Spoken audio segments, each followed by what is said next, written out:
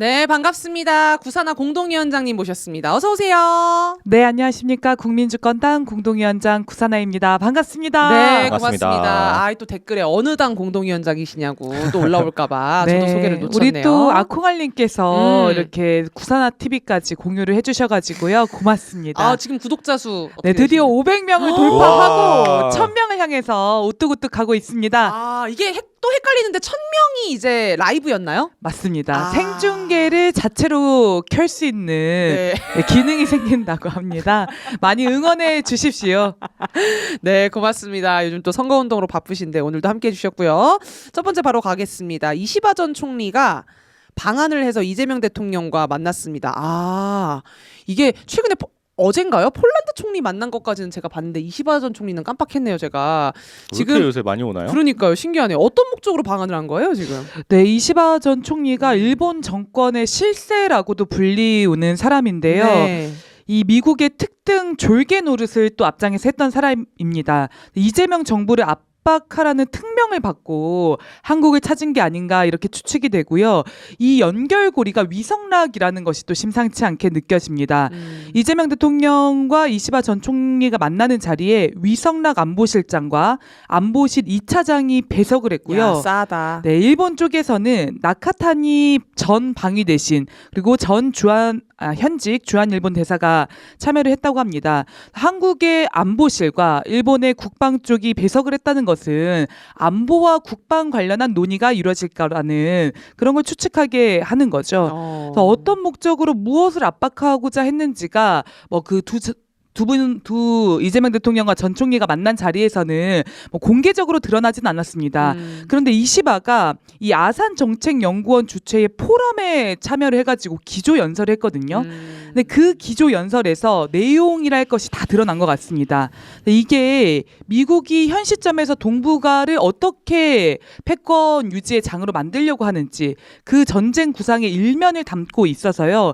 이시바 발언 내용을 하나하나 짚어볼 필요가 있을 것 같습니다. 그러면 이 기조연설에서 한국과 일본 양국이 호르무즈 해협과 관련해서 뭔가를 주도해야 된다 논의를 이런 얘기를 한 거예요, 그러면? 네, 몇 가지가 있는데 우리 그 변은혜 진행자님께서 그 몇 가지 진행 내용들을 좀 짚어주시면 제가 또 관련한 이야기를 하도록 하겠습니다. 네. 먼저 첫 번째로는 말씀해 주신 것처럼 이란의 호르무즈 해협 봉쇄가 특정 국가를 공격한 것은 아니지만 세계 평화를 위협하는 행위다 이렇게 규정을 했습니다.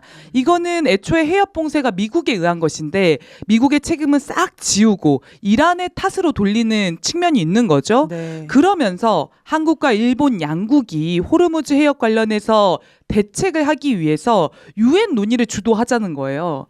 이상하잖아요. 네. 느낌이 좀 싸하잖아요. 네. 트럼프가 오늘도 한국과 일본 콕 집어가지고 호르무즈 해협 파병하라고 압박하지 않았습니까? 지금 유럽 국가들이 미 전투기의 상공 통과도 허용하지 않을 정도로 이란 전쟁에 관련한 미국의 협조 요청에 강경한 대응을 하고 있고 미국의 침략 전쟁을 규탄하는 발언들을 심심치 않게 내놓고 있습니다. 그렇다 보니까 미국 입장에서는 미국한테 충성을 다하는 특등 졸개 일본과 가장 만만하게 보고 있는 한국을 호구잡이하려고 하는 것이 아닌가.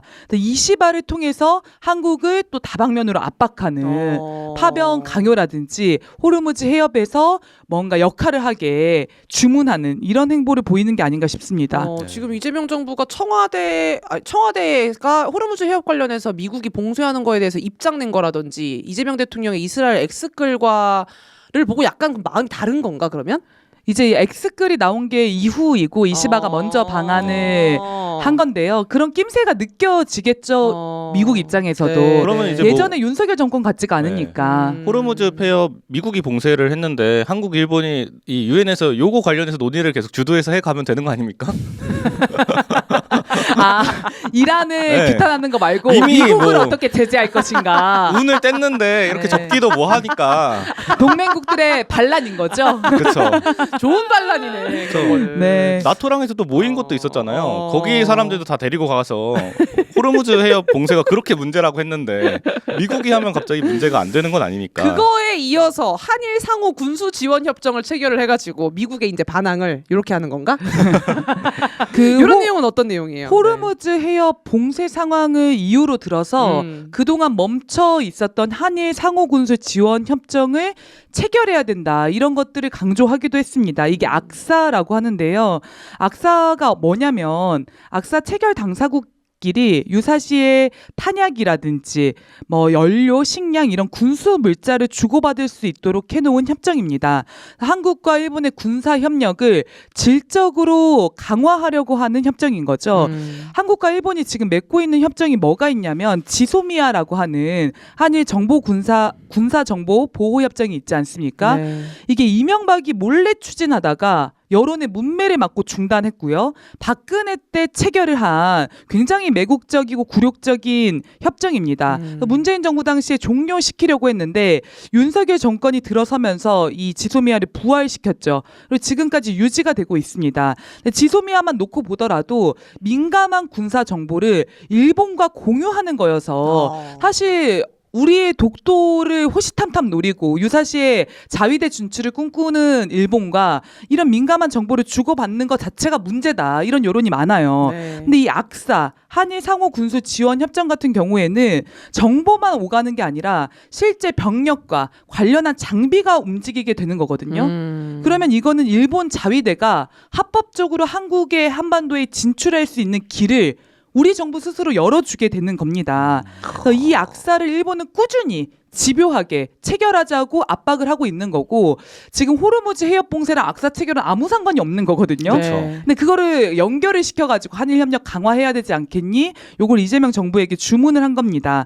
더군다나 여기에는 이제 미국의 입김이 굉장히 강하게 작용하고 있습니다. 네. 미국이 뒤에서도 이야기하겠지만 동아시아판 나토를 구축해서 동북아의 패권 유지를 하는 게 목적이지 않습니까?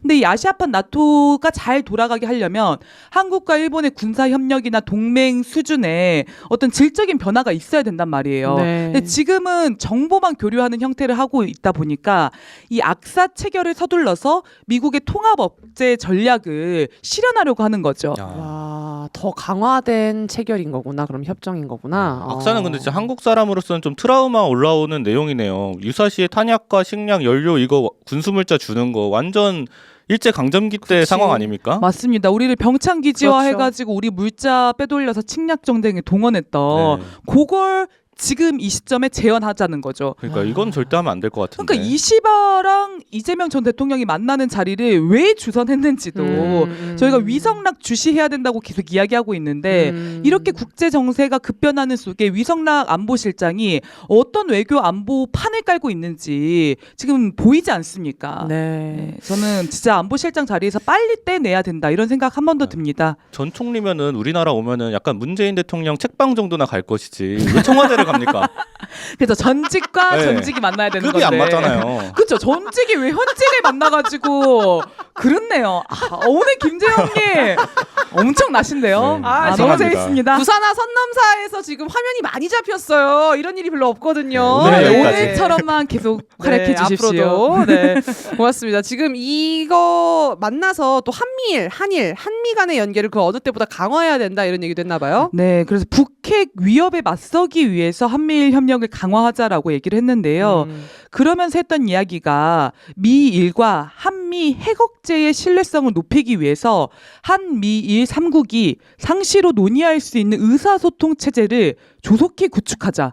이런 얘기를 했습니다. 근데 이 발언에 뭐가 문제가 있냐면 일단 방향 자체가 북한을 적대시하는 한미일 군사 협력을 한층 강화하자는 것 아니겠습니까?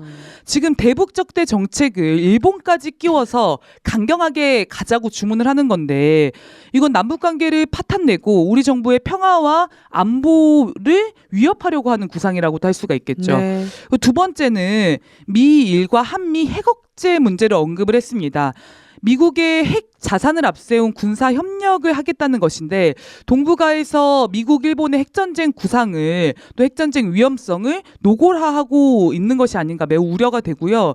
제가 제일 황당하게 느끼는 것은 한미일 3국이 상시적으로 의사소통을 하자는 거예요.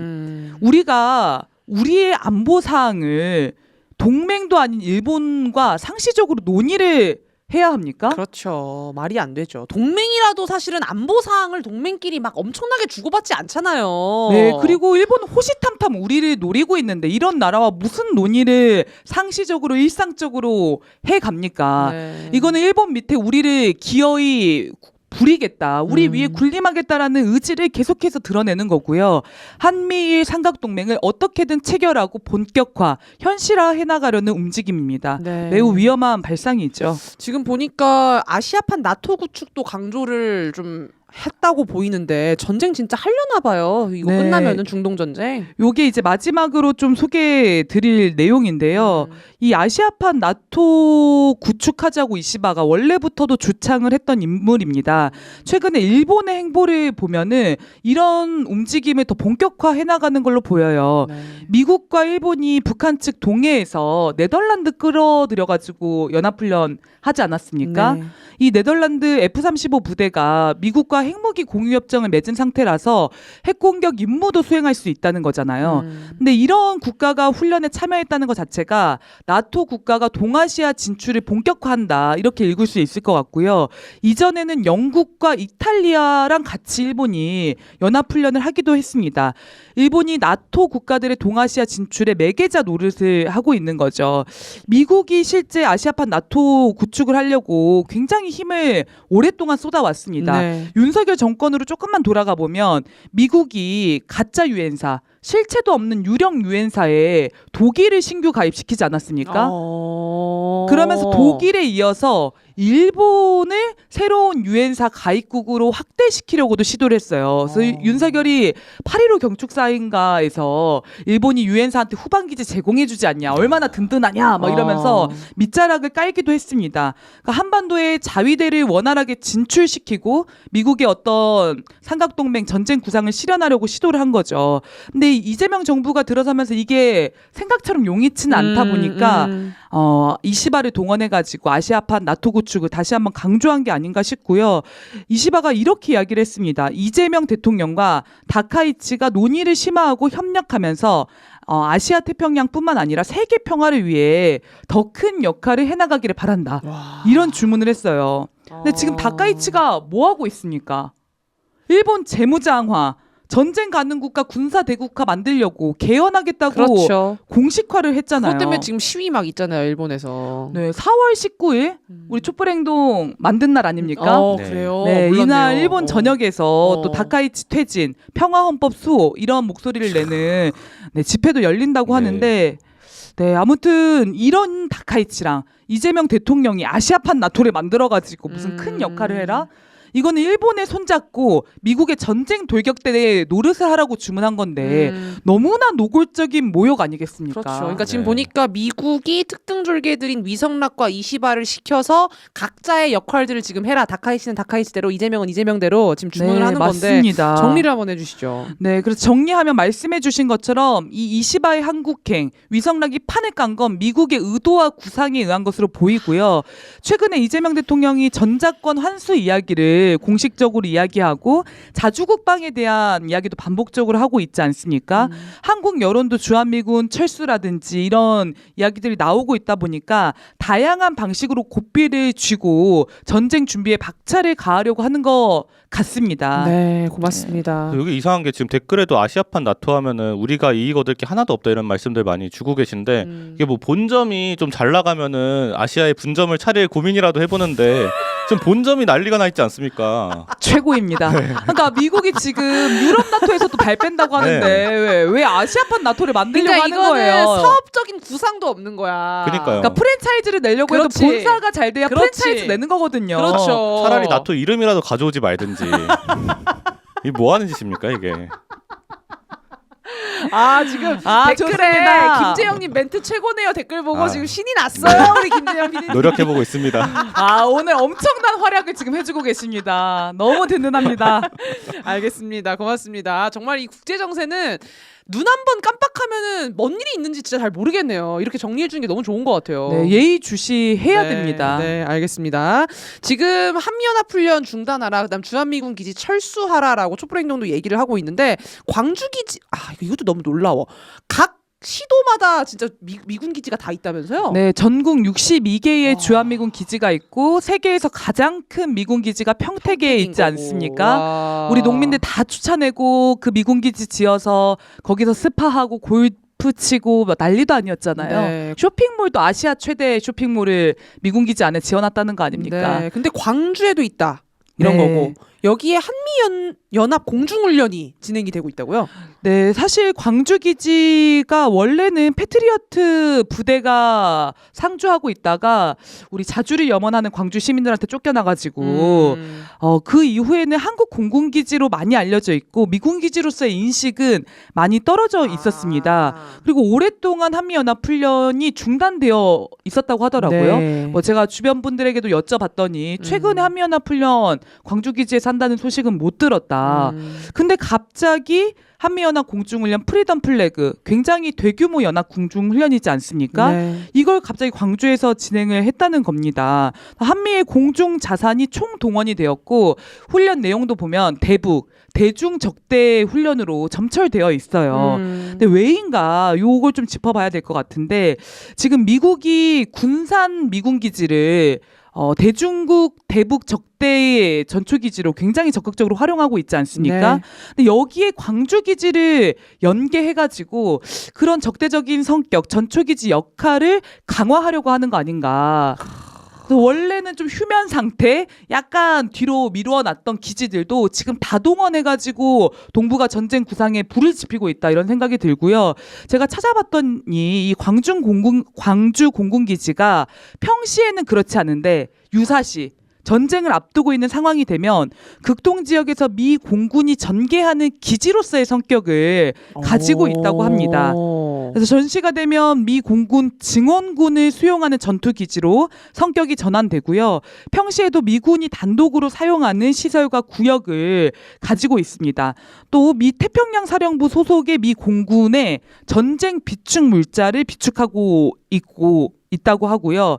이 광주 공군기지가 오키나와에 있는 미 가데나를 지원하는 기지라고도 해요. 그러니까 지금 이 광주 기지를 이번 훈련에 전격적으로 등판을 시켰다는 것은 미국이 동북아에서 이런 전쟁 위기, 군사적 도발을 더 수위 높게 감행하겠다는 의지의 표출이 아닌가 이런 생각이 드는 거죠. 지금 말씀하신 거 들어보면 진짜 전쟁 준비 같아요. 맞습니다. 수송기 막 불러다 놓고 공군기 불러다 놓고 막 기지 쌓고 여기에 막 무기 막 넣고 와 심각한데요 진짜. 그러니까 지금 원래는 논란이 됐던 게 어. 군산기지랑 오산기지를 연결해가지고 대중국 적대 성격을 높인다. 이게 굉장히 논란이 됐었거든요. 근데 여기에다가 광주기지까지 지금 추가가 된 겁니다. 그러면 오산, 군산, 광주로 이어지는 이 서해 라인 쪽이 전쟁 준비의 속도를 높이게 되는 것이죠. 네. 이전에도 그러니까 올해 들어서 미군이 서해에 우리 몰래 전투기 출격시켜가지고 중국의 군사도발 감행했다가 난리 나지 않았습니까? 근데 이런 대북 대중국 적대 행위가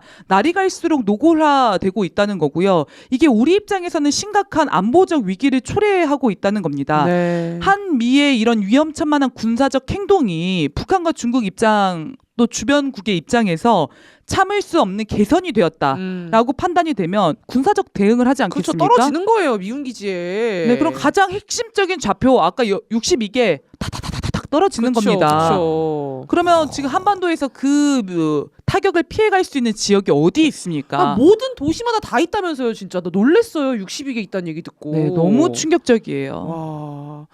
알겠습니다. 네. 지금 동아시아에 어쨌든 주둔 중인 미군들 중에서는 사실 우리나라에 있는 미군 기지가 제일 큰 거 아니에요? 그 평택이라고 하는 게? 네, 평택 미군 기지가 최대 미군 기지이고 이제 세계적으로 보면 일본에 주둔하는 미군이 가장 많고 그 다음이 독일, 그 다음에 한국이었던 것 같거든요. 그래서 세계 3위라고 하는 거군요. 네, 주둔 미군의 규모가. 네네. 근데 동아시아에 주둔하는 미군 중에서 주한미군의 성격이 가장 위험하고 공격적이라는 지적이 많습니다. 그러니까 미국이 애초에 한국에 미군을 주둔시킨 이유가 뭐겠습니까? 우리가 불쌍해서 우리를 지켜주고 싶어서 고마운 나라여서 그런 건 아니죠. 미국한테도 굉장히 필요한 곳이었기 때문에 이렇게 많은 미군을 주둔시키고 있다는 겁니다. 네. 그러면 한국은 어떤 특징을 가지고 있나 미국 입장에서는 아시아 대륙으로 이어지는 곳이잖아요. 네. 지상군에 바로 진격할 수 있는 전진기지, 발진기지라는 점에서 미국 입장에서는 매우 매력적인 곳인 거죠. 그러니까 북중로가 차례대로 있잖아요. 정말 우리나라부터 딱 올라가면은. 네, 그래서 북중로를 적대하는 최선봉에 주한미군 그렇죠. 기지가 있는 거고 일본, 필리핀, 대만 이런 다른 곳에 주둔 중인 미군보다 더 위험하고 공격적인 성격을 가질 수밖에 없는 것입니다. 네. 그 주한미군 사령관 브런슨이 미국 전역을 돌면서 주한미군의 역할 문제에 대해서 강조하는 강연을 하고 다니고 네. 뭐 틈만 나면 지도 뒤집어 놓고 뭐 베이징이랑 얼마 떨어져 있다 오산 기지가 평양이랑 얼마 떨어져 있다 이런 이야기를 하는데 이 같은 발언들이 브런슨 개인의 우발적이고 돌발적인 발언이 아니라 네. 미국이 주한미군을 애초에 주둔시킬 때 가지고 있었던 구상이 있고 이걸 이제 전면화 본격화해가는 시점에 와 있다는 겁니다. 그래서 위험하다라고 이야기를 하는 그러니까요. 거고요. 더군다나 이 위험천만한 전쟁 도박이 제국 미국의 힘이 약해질수록 극심해질 거 아니겠습니까? 이란 전쟁을 지속하든 뭐 휴전을 하든 어쨌건 새로운 전쟁을 미국은 계속 모색할 수밖에 없는데 그렇죠. 동북아에서 그 가능성이 굉장히 높다는 겁니다. 네. 그래서 저는 이런 얘기할 때마다 트럼프는 전쟁을 끝내고 싶을 거다. 이 뭐라 해야 되죠? 군산복합제의 압박에 의해서 지금 하는 건데 트럼프는 끝내고 싶을 거다. 트럼프의 구상은 그게 아닐 거다. 막 이런 이제 논리가 되게 위험하다라는 거예요. 사실은. 맞습니다. 트럼프는 미국이 선택하고 미국은 전쟁 없이 못 사는 나라고 그 역할을 트럼프는 충실하게 수행하고 있는 거다. 트럼프랑 미국을 분리하려고 하는 그 자체가 어떻게 보면 환상인 거죠. 전 거기서 벗어나야 된다. 그리고 네. 실제로 트럼프가 집권하고 나서 벌이고 있는 행동을 보면 이미 답은 나오지 않았습니까? 네. 지금은 그런 주장도 많이 사라진 것 같아요. 맞아요. 네. 알겠습니다. 최근에 어젠가요? 제가 오늘 본 거간가? 네, 저도 오늘 본 것 같아요. 그렇죠. 주한미 대사의 한국계 미국인 미셸 박스틸이라는 사람을 지명을 했습니다. 근데 이 사람이 부정선거를 그토록 주창하던 사람이란 얘기가 있네요. 네. 이름에 스틸이 들어가 있는데 니값을 하시는 분인 것 같습니다. 스탑 더 스틸. 네. 미셸 박스틸. 그걸 고려했을까 정말? 진짜 모르겠다. 아무튼 알겠습니다. 아, 지금 김재영 PD님 이것만 계속 고민하고 계신 것 그럼요. 같아요. 그럼요. 왜 위에는 별로 재밌는 게 없었어? 아, 생각이 잘 안 나더라고요. 기지에겐 좀 어려운 것 같아요. 네. 네, 지금 이제 주한미 대사가 임명된 상황을 좀 먼저 살펴봐야 되는데요. 골드버그가 가장 최근의 대사였거든요. 네. 내란 세력에 힘을 실어주려고 가즈네를 썼던 대사 아닙니까? 네. 내란 국면에서 한동훈은 만나주면서 이재명 당시 민주당 대표와의 만남은 취소하고 한덕수는 또 엄호해주고 이런 짓을 했던 게 골드버그 대사였습니다. 네. 그러니까 윤석열의 내란을 진압하고 파면 국면으로 가는 속에서 논란이 많아지니까 뭐 도망갔죠. 네. 그 이후에는 대사 대리 체제를 계속 유지했어요. 왜 한국의 대사를 임명하지 않고 대사 대리 체계로 가는가? 뭐 이런 이야기들이 오갔는데 미국이 지금 1년 만에 대사를 임명한 이야. 것입니다. 그러니까 어떤 사람이 올지 굉장히 관심이 많았지 않았겠습니까? 네. 왜냐하면 미국이 내란 이후에 어떤 관점으로 현 시점에서 한국을 대할지가 드러나는 대목인 거잖아요. 네. 그런데 이 미셸 박스틸 지명을 한마디로 평가하자면 미국판 엄마 부대 주옥순 같은 사람을 야, 그 정도예요? 지금 임명을 한 거다.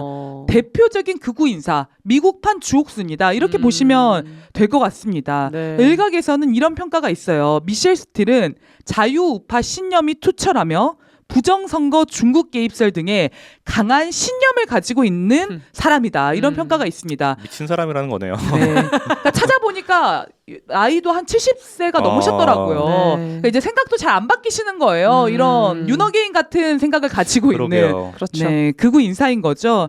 근데 이 사람의 이력을 보면 어쨌건 탈북자라고 하긴 어렵겠군요. 한국 전쟁 당시에 북한에서 나온 부모님 사이에서 태어나서 네. 일본에서 청소년기를 거쳤습니다. 그리고 미국에 간 케이스예요. 맞아. 초등학교가 무슨 일본에서 나왔더라고. 네. 근데 우리가 이명박 뭐 이런 사람들도 거치면 알지만 뼛속까지 친일 그렇죠. 친미가 되는 경우가 많지 그렇죠. 않습니까? 네. 아니나 다를까 이 사람이 미국에서 정치를 하면서 어떤 입장을 펼쳐왔냐. 한미 자유무역협정 무조건 해야 된다. 막 극렬하게 지지하고 북한 인권 공세에 앞장섰던 사람입니다. 태영호가 예전에 국회의원 했을 때 미국에 가가지고 북한 인권 문제 막 주창하고 이랬던 적이 있어요. 네. 근데 그때 누구를 만나러 갔냐? 이 미셸 스틸 이름이 미셸 뭐죠? 박. 미셸 박. 스틸. 도대체 이름이 뭐죠? 제가 미셸이 이름이냐 스틸이 이름이냐 굉장히 헷갈리면서 뭐가 성이냐 이런 얘기 우리 했었죠. 맞아. 네, 맞아. 막 네. 어떤 신문은 미셸이라고 부르고 어떤 신문은 스틸이라고 부르더라고요. 스탑 더 스틸. 박스틸 씨. 네. 네. 근데 아무튼 태영호가 만나고 왔던 주요 인물이다. 그러니까 어떤 사람인지 딱 각이 나오는 거죠. 근데 아무튼 골드버그가 미국으로 돌아간 직후에도 이 미셸 박을 임명할 거라는 추측 보도는 많았거든요. 아, 그래요? 네, 그러니까 처음 나온 건 아니에요. 네. 근데 임명을 안 하고 대사 대리 체계로 가다가 1년 만에 지금의 미셸 박을 임명한 거고 요거를 별개 사건으로 볼 게 아니라 최근에 있었던 일련의 이상한 흐름들이랑 좀 연결을 지어 봐야 될 것 네. 같아요. 최근에 전환길이 한미 동맹당 꾸려가지고 미군 기지 앞에서 알박기 하는 집회 하겠다고 하지 않았습니까? 그렇죠. 그리고 전광훈이 갑자기 풀려났잖아요. 그렇죠. 크고 작은 한미 연합 훈련이 고강도로 강행이 되고 있습니다. 네. 근데 이 시점에 미국판 주옥순이 미대사로 임명이 된 거죠. 그럼 의도가 뭐겠는가? 그러니까 전광훈이 8월 15일에 결단을 보자 이런 얘기도 했었거든요. 최근에. 아, 그러면은 이 미셸 박도 8월 15일을 겨냥한 걸 수도 있겠네요. 그러니까 그럼 8월 15일에 전광훈이 그 미대사관 앞에서 엄청나게 큰 태극기 집회를 사실 또 할 거란 말이죠. 사실은 그렇게 또 보이네요. 네, 그래서 뭐 먼저는 내란 청산의 과정을 혼탁하게 만들려는 의도가 보이는 거죠. 그러니까 미대사가 총독 행세를 한다는 것은 유명한 이야기들 아닙니까? 네. 가진 정계 인사들을 접촉하면서 한국 내정에 간섭하고 정치적 영향력을 행사하고 정보를 모아가지고 본국에 타전하는 역할까지를 미 대사가 해왔습니다. 그러니까 어떻게 보면 미국이 꽂아놓은 정보원, 공작원이라고도 볼 수가 있는 거예요. 네. 그러니까 그런 역할을 내란 청산 과정에서 집중적으로 할 가능성이 있다는 거고요. 두 번째로는 주한미군 기지 철거 국면이 다가온다고 미국이 굉장히 위기의식을 느끼고 있는 것 같습니다. 그러니까 전환기를 지금 평택 미군기지에 알박게 하는 것도 이 미군기지 철거의 때가 다가오고 있으니까 여기에 반대하는 여론을 집결시키려고 미리 판을 깔아놓는 것이 아닌가 이런 생각이 들고요. 주한미군 철거기지 한미동맹을 바로잡는 새로운 기로에 서 있다라고 미국도 느끼기 때문에 요 미 대사가 관련해서 정보도 모으고 개입할 일이 있으면 개입하고 이런 것들을 주문하려고 하는 게 아닌가 의심스럽습니다. 알겠습니다. 우리가 더 잘 싸워야겠네요. 정말 이거 관련해서. 알겠습니다. 마지막 소식 짧게 좀 전달을 하면 좋을 것 같은데 나경원이 북한 인권 타령에 이어서 인권위원회도 북한 인권 공세에 가세를 했습니다. 요거에 대해서 좀 소개를 해주시죠. 네, 우크라이나에 있는 인권위가 우크라이나에 있는 북한군 포로라고 주장하는 사람들을 당사자의 자유 의사를 존중해서 한국에 신속한 입국이 가능하도록 필요한 외교적 노력을 다하라고 외교부 장관에게 의견을 표명했습니다. 인권위 이름으로. 이게 지난번에도 한번 소개를 드린 내용인데요. 지금 나경원이랑 국힘당이 그 이재명 대통령의 보편적 인권 문제 발언 관련해서 네. 북한 인권 문제를 들먹이면서 뭐 종합적인 공세를 펼치고 있지 않습니까? 저희는 오목러들이라고 표현을 하기로 했습니다. 네, 오목러들이라고 얘기를 해주세요. 명인 아니고 안철수, 이준석, 한동훈, 나경원. 네, 오목러들. 거의 리트머스지들입니다. 네네네. 네, 그래서 관련한 인권위의 이 의견 표명이 나왔다는 것은 조직적인 공세, 작전이 펼쳐지고 있다라는 생각이 듭니다. 지금 인권위가 윤석열이 임명한 위원장, 위원들로 구성되어 있는 윤석열 인권위이잖아요. 그러니까 국회에서 이 윤석열 인권위 문제 해결하려고 기구도 만들고 네. 뭐 관련 입법도 검토를 하고 있다고 하는데 빠르게 좀 진행이 되면 좋겠고요. 이 윤석열 인권위가 이 문제를 현 시점에서 들고 나온 건 의도가 명백한 거죠. 첫 번째는 이재명 대통령을 향한 색깔 공세, 빨갱이 몰이 공세, 종북 공세 해보겠다 아니겠습니까? 그렇죠, 그렇죠. 두 번째는 남북 관계에 재뿌려 보겠다라는 거죠. 그러니까 실제 조선일보가 인권위 의견 표명이 나오고 나서 이 내용을 일면으로 다뤘더라고요. 네. 굉장히 의도를 가진 배치이죠. 그러니까 얘네들은 꼭 끝이 어제도 방송 때서 얘기 드렸지만 종북 아니면 빨갱이에요. 맞습니다. 보편적 인권을 얘기하는데도 종북 아니면 빨갱이에요. 그걸 또 의도적으로 조선일보가 마침 또 일면으로 다뤘고 이런 네, 거라는 그래서 거죠. 국가보안법 폐지 문제가 또 중요한 거죠. 네. 그리고 이제 기사들 보면은 이재명 대통령의 보편 인권 발언에 대한 기사들 보면은 북한 포로 송환 문제는 어떻게 됐는데 이런 물타기 댓글이 많이 달리고 있어요. 작전 세력이 붙었다 이렇게 볼 수 있을 돌린 것 거죠. 같고요. 네. 아무튼 내란 세력 국힘당 조선일보 이런 자들이야말로 반인권 세력인데 어디 감히 인권을 운운하면서 정부를 압박하고 혼탁하게 만들려고 합니까? 네. 그리고 한 가지만 더 짚고 넘어가면 좋겠는데요. 북한군 포로라고 주장하는 사람들이 진짜 북한군 포로인지는 여전히 불분명합니다.